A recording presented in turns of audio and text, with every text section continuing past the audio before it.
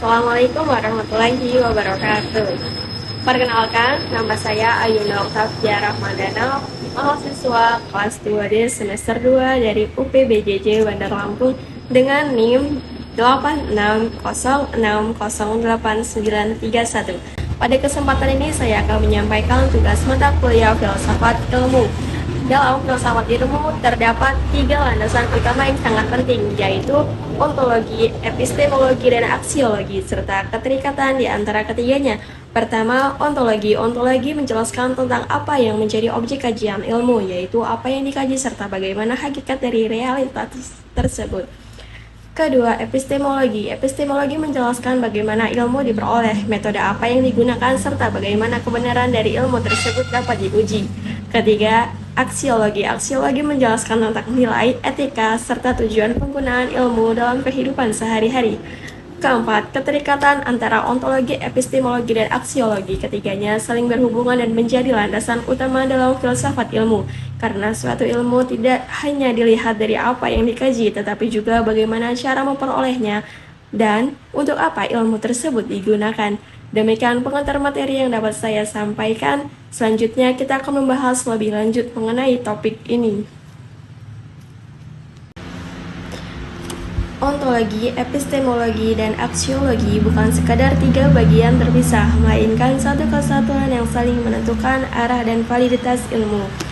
Secara logis, ontologi menetapkan apa yang layak dikaji. Ia membatasi ruang lingkup realitas sehingga ilmu tidak bergerak tanpa arah. Namun, penentuan objek saja tidak cukup. Disinilah epistemologi berperan mengatur bagaimana pengetahuan tentang objek itu diperoleh secara sah, melalui metode yang dapat diuji, diverifikasi, dan dipertanggungjawabkan. Tanpa epistemologi yang tepat, ontologi berisiko melahirkan klaim spekulatif. Selanjutnya, aksiologi mengkritisi untuk apa ilmu digunakan. Ia memastikan bahwa pengetahuan yang telah diperoleh tidak netral secara nilai, melainkan harus diarahkan pada kemaslahatan, etika, dan tanggung jawab sosial. Tanpa aksiologi, ilmu bisa berkembang secara teknis tetapi destruktif secara moral. Keterikatan ketiganya bersifat dialektis.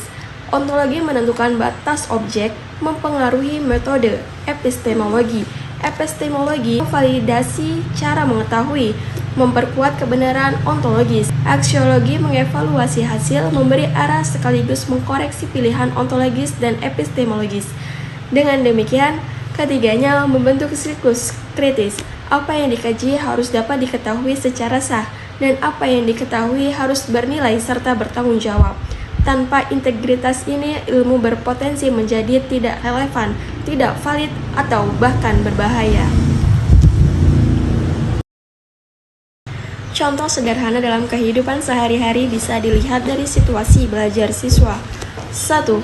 Ontologi. Apa yang dikaji?